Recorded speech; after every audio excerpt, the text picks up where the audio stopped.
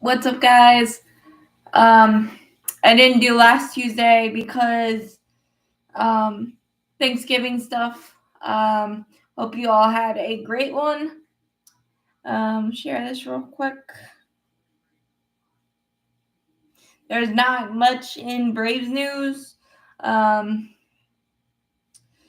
We've just done the minor league depth for the most part. Share this real quick.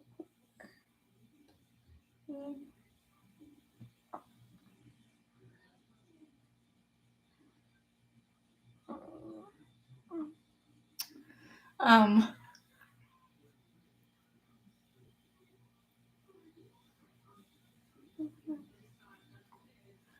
um, um,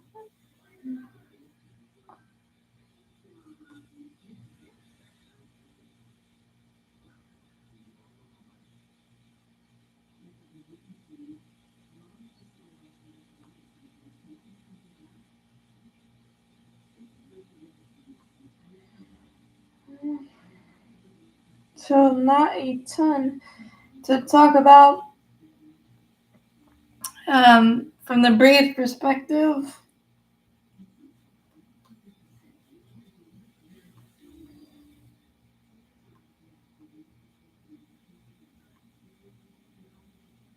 But anyway,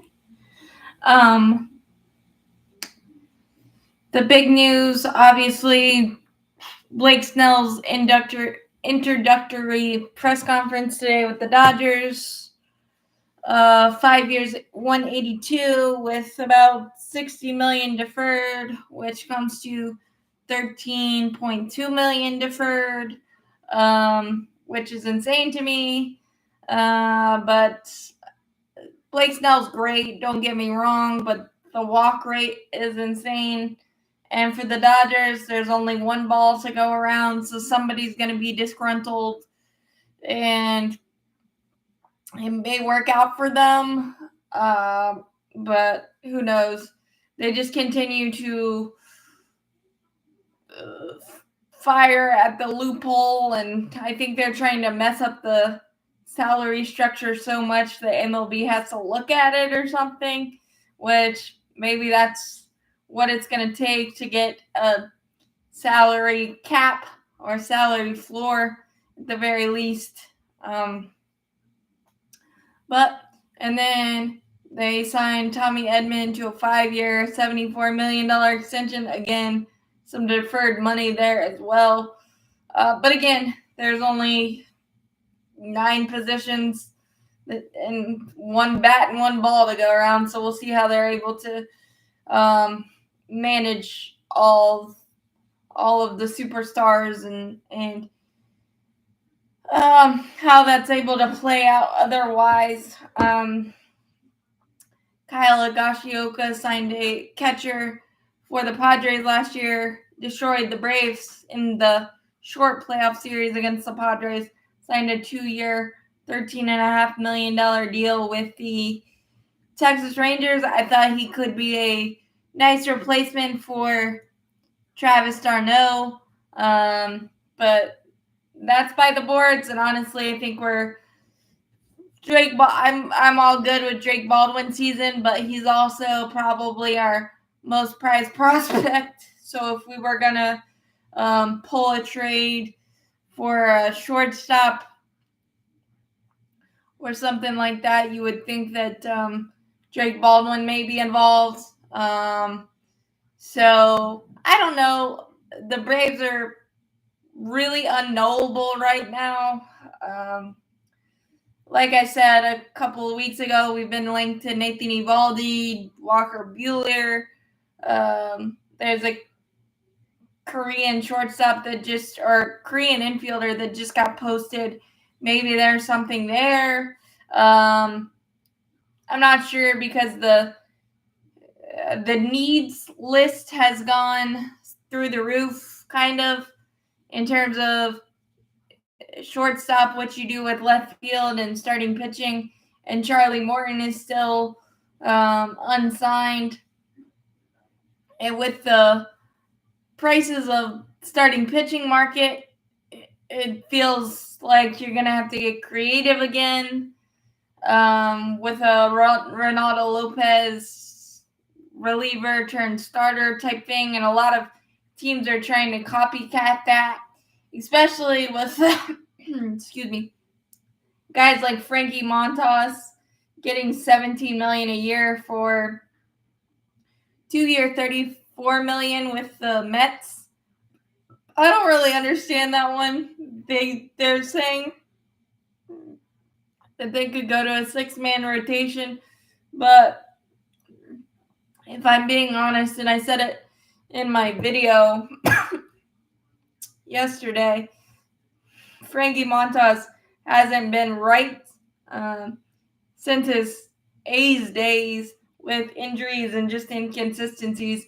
But good for him to be able to get $17 million. I think that starting pitching just costs an arm and a leg, honestly.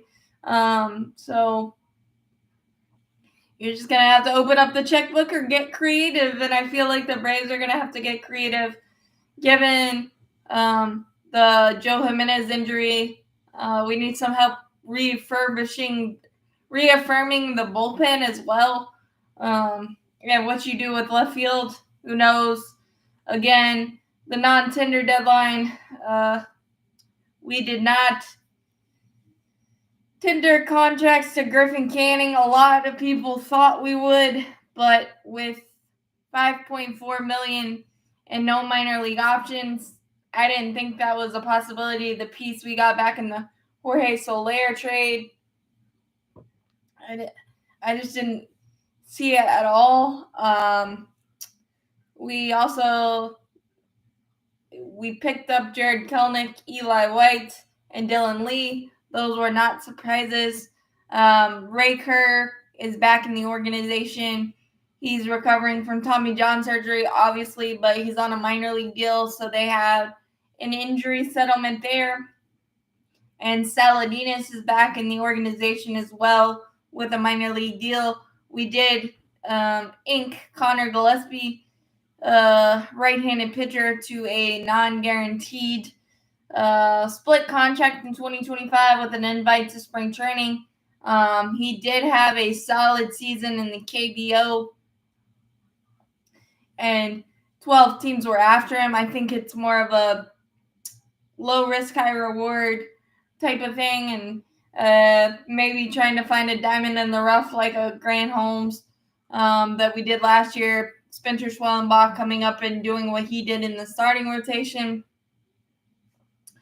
There was some scuttlebutt from Braves beat writer Mark Bowman that the main reason the Braves traded William Contreras was because a lot of guys did not prefer to throw to him, probably specifically Max Fried. And that's why we pulled off the Sean Murphy deal. It makes a little bit more sense because you do have to have continuity with your starting pitching.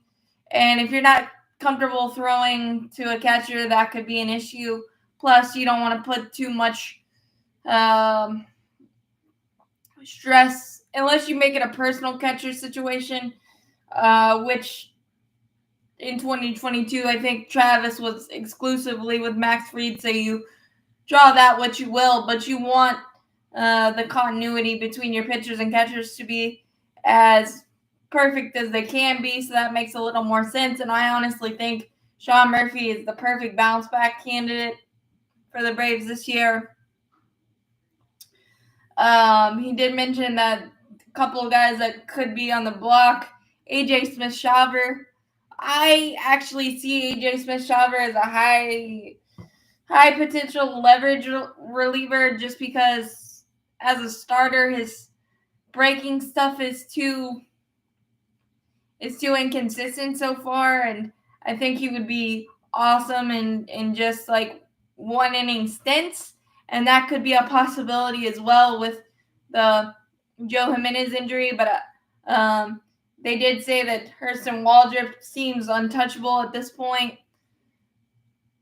We look like we have a plan with him, so I don't mind it. Plus, I think pulling the plug on a 2023 first-round pick may be a little too quick.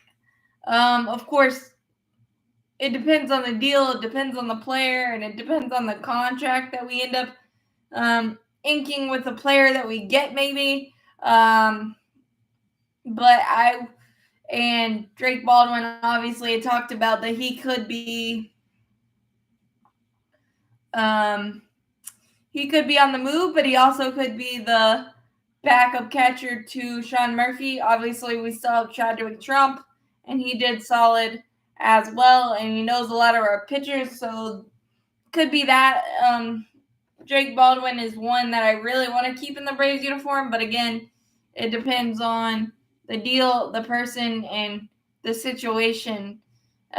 Because like I said a lot, I don't think that the Braves can afford to struggle in left field and shortstop as much as we did last year, plus the uncertainties with Max Reed's free agency, Charlie Morton's free agency, and just the age and the health concerns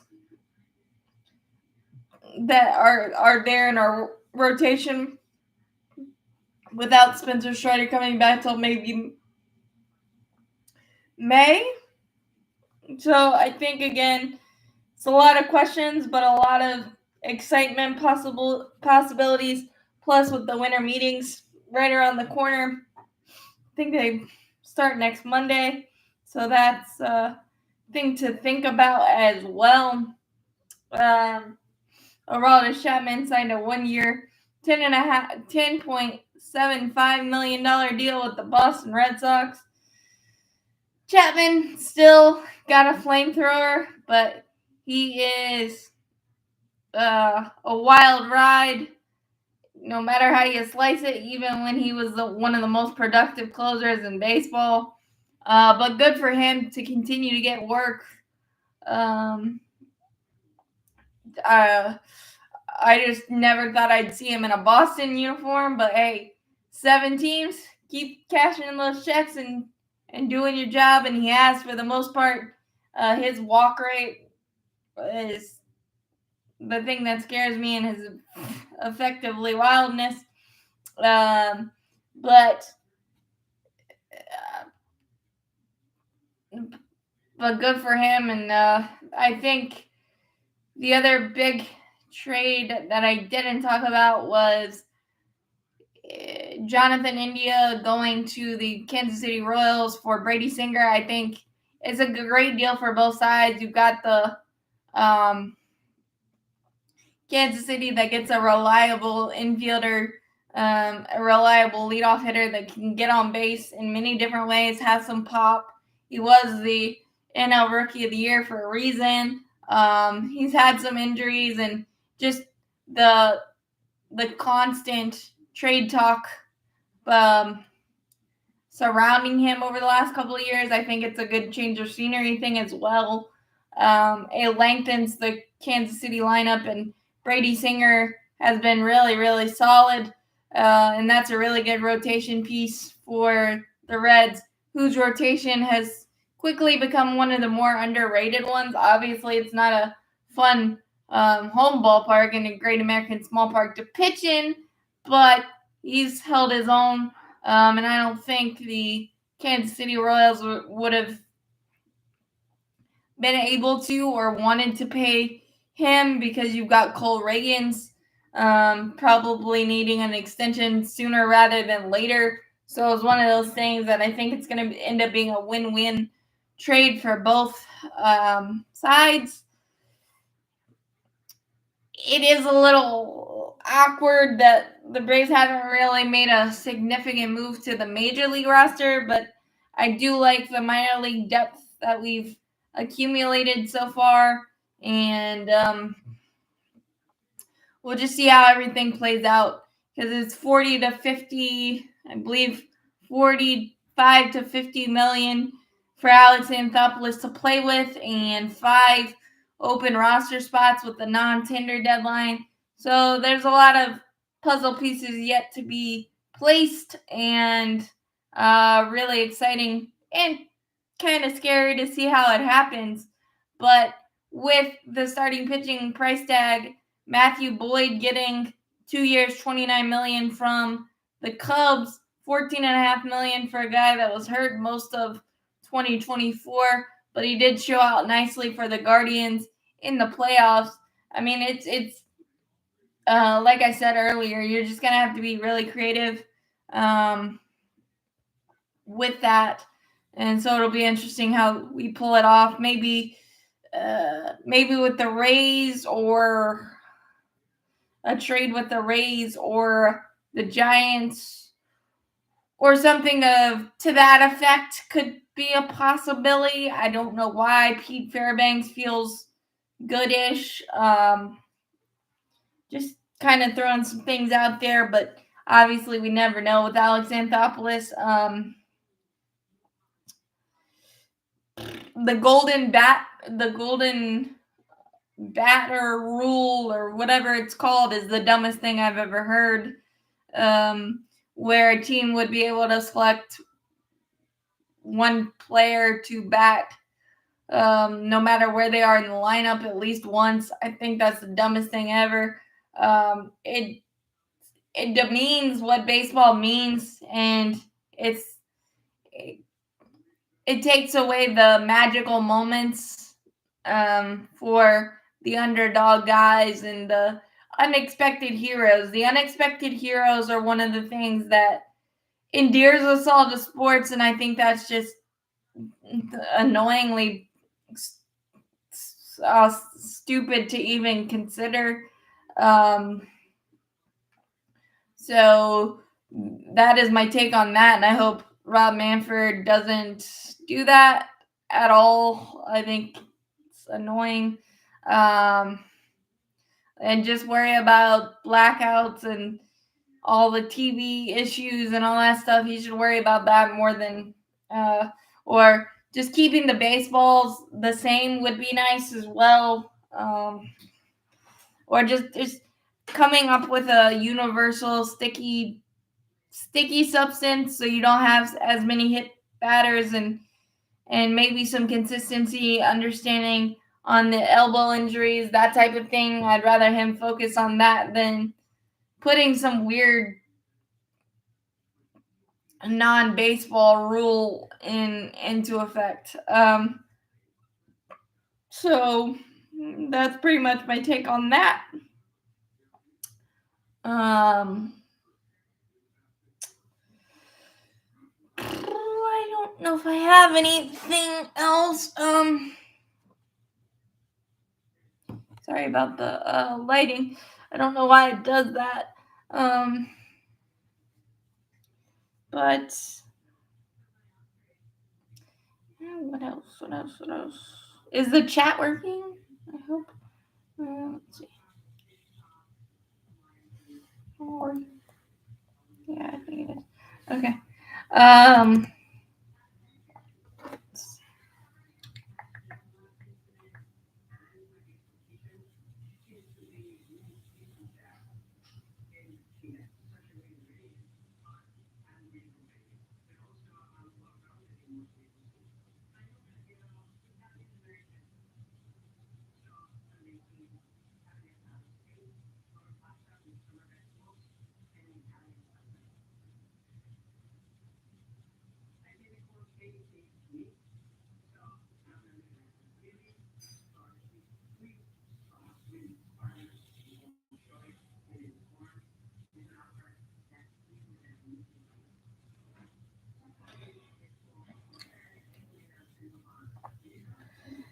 I know that was a pretty short and sweet, but I think that is all I've got. Yeah, I mean, Braves to make a more significant move to see what kind of pieces, what kind of direction we're going. It'd be nice, because honestly, I don't know. But like I said, price tags of a lot of things are hefty. So you got to weigh the knee-jerk reaction versus doing what's right for your team. So I think that's the big issue, and we'll see how the Braves are able to play it. And I'm really excited to see what the first domino is, so to speak. But other than that, Juan Soto decision may come within 10 days, but he's starting to eliminate teams. My gut says either the Mets or the Red Sox. But that is pretty much all I have for today. I know it's only 20 or so minutes, but I don't want to try to make up too many things just because you need content. But there's not much going on right now. So as always, go Braves, champions forever. Hit that like button, hit that subscribe button. Helps out a lot. Thanks, guys, and I'll see you next Tuesday when the winter meetings will be in full swing. So hopefully we have a ton to talk about. Can't wait, and thanks for the support.